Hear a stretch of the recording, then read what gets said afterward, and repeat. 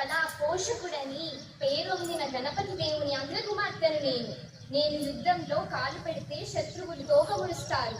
నా వీర గర్జన వింటే వారిపై ప్రాణాలు పైనే పోతాయి.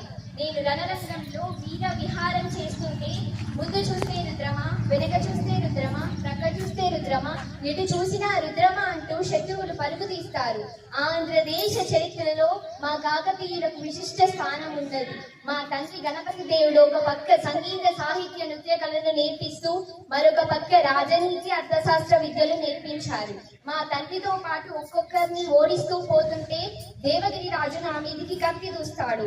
కానీ నేను జంకలేదు. పురుష వేషంలో విజృంభించి విజయం సాధించాను. ఆంధ్రదేశ చరిత్రలో నా పరిపాలన కాలాన్ని ఒక స్వర్ణ యుగంగా భావించాను. గ్రామీణ ప్రాంతాల పట్ల, స్త్రీల పట్ల, ప్రజల పట్ల ప్రత్యేక అభివృద్ధి పనులు నిర్వహించాను. కాలువలు త్రవ్వించాను, గోపురాలు కట్టించాను, శ్రీ విద్యకు బాటలు వేశాను. ప్రజలకు నచ్చేలా, అందరూ మెచ్చేలా ధైర్య శౌర్య సాహసాలకు ప్రతి